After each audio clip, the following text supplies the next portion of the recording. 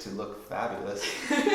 Hey platform, today we are here with the awesome Isaac Marion, author of Warm Bodies and The Burning World. Today we're going to ask him some questions about his books, about writing in general, and we're also going to make it a little bit more exciting by doing each other's zombie makeup as we do the interview. So my books are these. Book 1, book technically 3, but it's the first sequel. There's a prequel novella in between. It basically is about a zombie's journey back toward humanity, and it starts kind of internally. And this one is just his own process, and then as it moves on from that, it kind of expands into, well, the world, the burning world, which becomes a much more complicated and elaborate crisis that they're dealing with in this one. Are we going to take turns, or are we actually doing the makeup at the same time? I think we'll just take turns, because I think trying to lean over each other might get a little bit... I'm a noob at this, so I'm not going to make it too complicated. Turn into just a big messy food fight. So I'm going to start with this lovely white base, so we can make you look nice and dead. So Warm Bodies, for people who don't already know, has been made into a film, which I really loved. What was it like seeing your characters on the big screen? That was probably, it's so hard to describe. There's really no other experience that's like that, of having people make something that you made up into reality. Actually seeing the people walking around in their costumes, looking like the characters that I made up. It's so surreal. It's just especially when some of the sets that actually look a lot like the sets that I imagined, like the abandoned airport and stuff like that. Because I remember watching the film, and the airport was the bit that really struck me. It was like, oh my god, it's exactly what I wanted. And it was a real abandoned airport. They didn't. Oh really? It wasn't a set. That's why they filmed in Montreal, or at least a lot of the reason is that they had an entire international airport that had been abandoned for a decade. Oh my god, that's really cool. Yeah, they just kind of put some dirt on it and filmed it. I was an extra in the movie, and when they walked through the metal detector in the airport, when R and Julie walked through it for the first time, I'm walking by in the background and kind of out of focus, just a lumbering presence in the background. But I have a feeling this makeup won't be exactly quite to that caliber. But yeah, they did a beautiful job on it. I treasure the photos that I have of it, but no one can see it in the movie because it's blurry. So the hardest part of it was the contacts, because they had these. I'd never worn contacts before, and they had these huge contacts about the size of a coin, and I was not ready for that. They almost gave up on me. Could not keep my eyes open because it hurt so bad. The makeup lady was looking at me like, I'm about to. You're out of the film. That's it. I give up. This is my first time applying makeup. I really enjoy the way you describe things. So one bit that always sticks out to me is you describe someone's neck in a zombie attack, like the blood spurting out, and I think it was the zest from an orange peel. It was really, really visual. Do you come up with those as you write, or do you just see them in day to day and write them down and use them for later? Or? I don't think I've ever actually recorded them. It's just kind of in the moment, in the scene. I'm sort of seeing it in my head, and then it just whatever it compares to in my mind. You write zombie fiction from the point of view of a zombie, obviously, which is a very different way to go about things. How difficult was it to write a zombie that people would want to root for, and have a love interest for and things? That was probably the biggest question of the whole thing was, can this be done?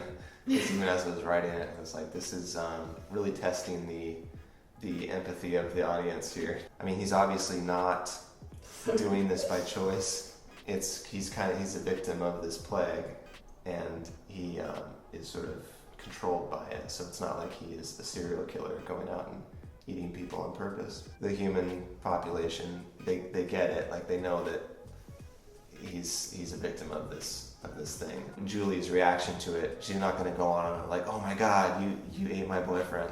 No, he didn't. the plague ate him.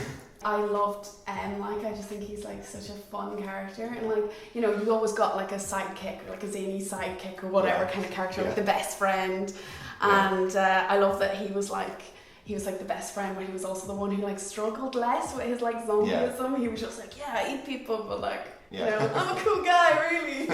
My contouring needs some work. It's a little, you need to watch some like YouTube tutorials, Yes. like extreme contour. Yeah. Hey guys, so a lot of you have been asking for a zombie Today tutorial. I've got this. So in The Burning World, you kind of address the question of like trying to communicate with people in like the zombie apocalypse. It's like people leave pamphlets behind and like, you know, it's all like rumors, there's no news. History is kind of like just devolved into rumors and all of that. How did you come up with the idea for the pamphlets, or did you just think like how you would try and communicate with people if you were in the zombie apocalypse? Yeah, well, it kind of... you a head wound as well. Yeah. I was thinking about how, I mean, basically how this worked even just maybe 20 years ago, maybe 30 in reality, before the internet. The pamphlet thing was basically like, we used to call them zines, where it was like amateur magazines basically that people would just print, they would draw and photocopy them and just kind of distribute them around towns. People who knew about it would know where to find it. The fact that in this world nobody is really traveling, no one's exploring because they're just all huddled together and scared and not really trying to reach out to the rest of the world. There's very few people doing this. Kind of the rest of the, I say world, but it's really just country, America, because no one knows what's going on beyond there. But they all rely on this little newsletter because this one crazy person is out actually exploring, and no one else wants to do it. It's nice to be able to have those limitations. Modern technology takes a lot of the drama out of life, like everything. Yeah, if you tried to write a book where it was just like, oh, he just Googled it. I made up your head injury. Yeah, I can tell that that's what happened to me. Yeah, so that's how you died. Yeah. And you weren't actually bitten, it was a head injury. Yeah. Piano fell. Okay.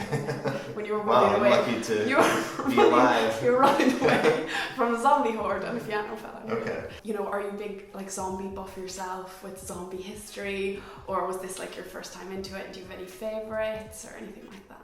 I guess I am now. I don't think I was when I started it. I kind of went and did my research and watched all the movies and kind of brushed up on the mythology.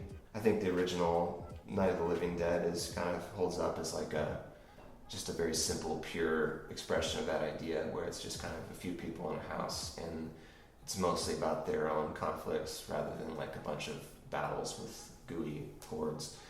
And then on kind of the opposite side of that, Return of the Living Dead, which sounds like a sequel, but it's actually totally unrelated, 80s movie that was like kind of a spoof of zombies. Weirdly, it's, as far as I know, the only, and certainly the first zombie fiction that had them eating brains. Like everyone thinks that that's like part of the lore, but none of the George Romero movies have that. None of the classics of that genre have that. It's entirely invented by that very like mostly unrecognized 80s comedy. So they capture a zombie and it like talks and it tells them what it feels like to be a zombie, and it's like there's weirdly serious moments within it. I went from being like an elegant zombie to suddenly being I'm a super messy eater. So of course a zombie makeup look wouldn't be complete without fake blood.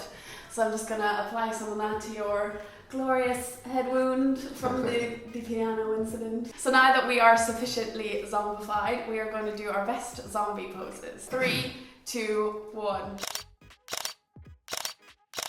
Okay, so we're going to do a little giveaway for you guys. Say thanks for watching the video, and if you enjoyed it, give us a big thumbs up. What we're giving away is 5 bundles of both books. They'll be signed and possibly doodled in by me. So all you have to do to win this awesome prize is subscribe to this channel and comment below with whoever you would like to be in your zombie survival squad. Thanks, Isaac, for being in our video and letting me put makeup all over your face. Thank you for making me beautiful.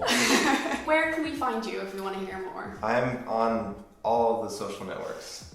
Twitter is Isaac in space, Isaac Marion everywhere else. Snapchat, Instagram, Tumblr, yeah, all of them. Literally. Great! Thanks so much for watching. If you want to hear more from us, subscribe to this channel. We put out new videos every Thursday. And you can also find us on Snapchat, Instagram and Twitter at Penguin Platform. Thanks a million. Bye! Good.